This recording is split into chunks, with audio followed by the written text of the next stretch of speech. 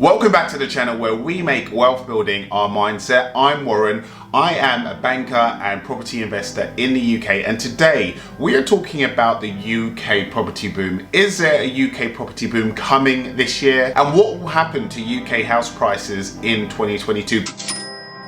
But before we do that, guys, smash the like button and share this video. Most importantly, share this video with somebody that you think is looking or needs to build their wealth, because the mission this year is to spread wealth building to the whole community. We're not trying to do this alone. I want to make wealth building conversations as regular, as normal as conversations about what Kim Kardashian are doing, Mo Salah's hat trick at the weekend. We want to make this a community thing, and we're trying to take everyone with us. So share this video and drop a like. Now guys, why do we need to know where we are in a property cycle? Why do we need to know if we're on the edge of a boom or not? Well, in really simple terms, guys, it's going to direct your decisions on investing and whether you actually make money or not. So if you are confident that right now we're on the edge of a property boom for the next 5 to 10 years, it's going to make absolute sense, guys, to buy a property right now. Because if you've done the analysis, and we're not clairvoyants, we're not Mystic Meg, we can't see into the future. For example,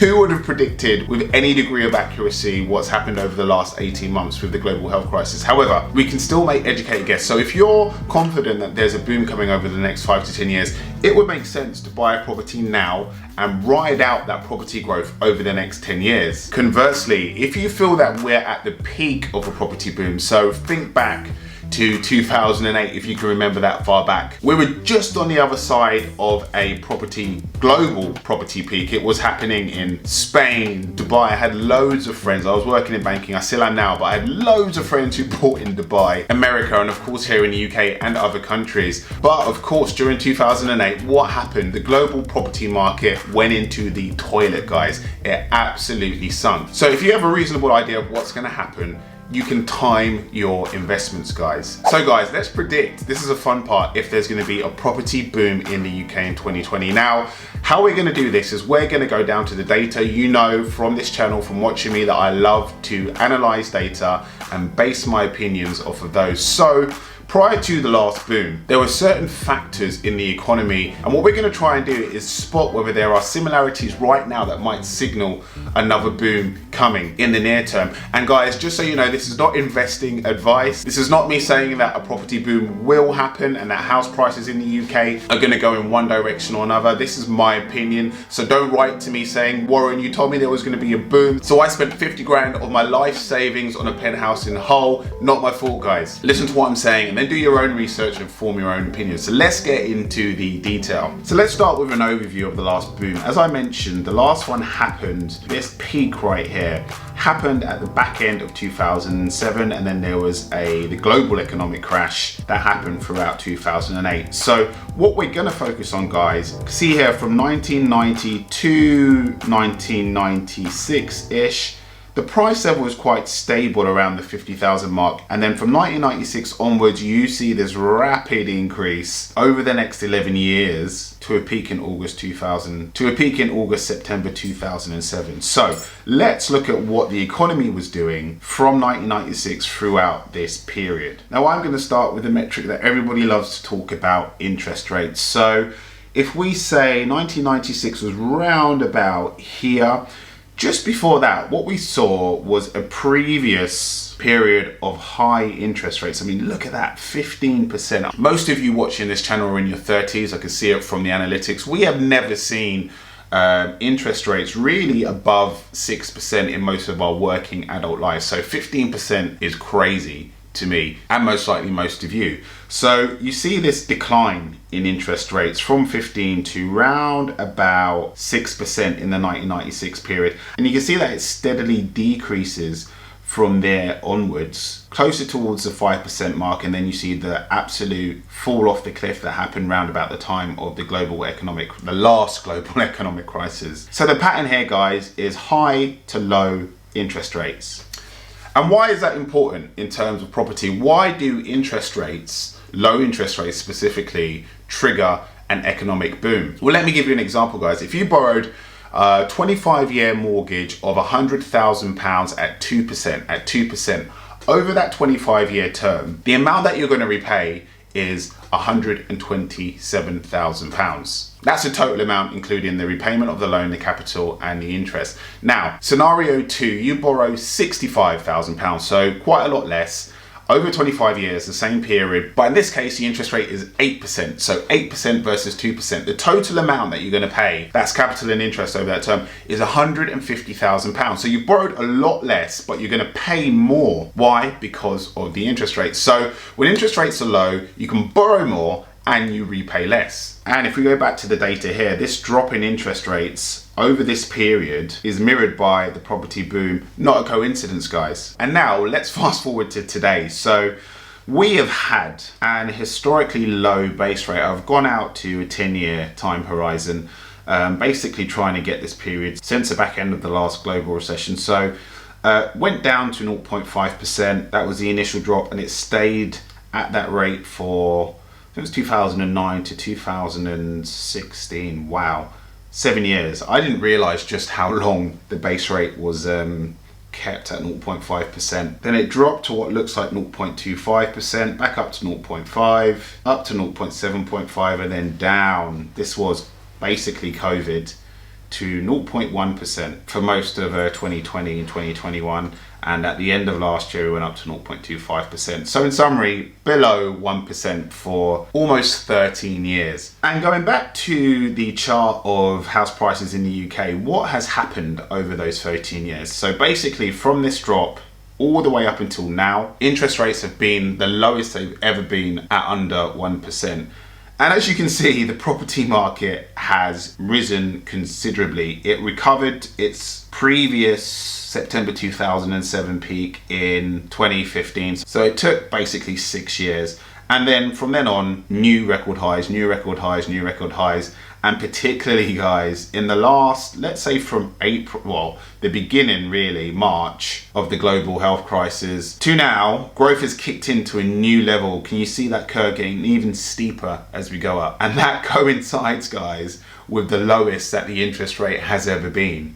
So what am I trying to say? I'm trying to say that we've been due a property market boom, and especially judging by the last 18 months, we could be on the cusp of the property market kicking into hyperspeed warp mode, to quote a Star Wars reference. And now moving on, let's have a look at GDP. So from around about that 1996 period, which was the beginning of the last cycle of growth in the property market, pre the 2008 global recession crash, GDP was very steady for, you call that 1996, all the way until 2008. Again, there's a drop. That's 12 years of consistent and pretty much steady growth at around about the 3 to 5% annual GDP growth mark. So a stable economy is essentially what we had within that 3 to 5% range. Now that has pretty much been the case once the economy recovered from this dip here. Let's go to a 10-year view, it's a bit easier to see. So if we say 2008 is there somewhere, again, pretty steady. Now over the last 10 years, the UK economy hasn't quite reached that 3 to 5% GDP annual growth mark consistently. It's been more in the range of around 1 to 2.5%. So has been growing steadily, but not at the level that it was in the run up to the last property boom. So there is some work to do there just in terms of achieving a consistent and stable level of growth. Why is that important? Because if the economy is growing at a healthy rate consistently, that feeds into consumer confidence. I talked about this in my economic update for January. When people, consumers, you and me, are feeling optimistic about the stability and long-term prospects of the economy, we're more likely to make big purchases like property, and that feeds into a property market boom and the growth of prices. If we're pessimistic about the long-term prospects of the economy, you can forget property. We're not even thinking about buying relatively minor luxuries like clothes, going to the cinema, going to events and that kind of stuff. So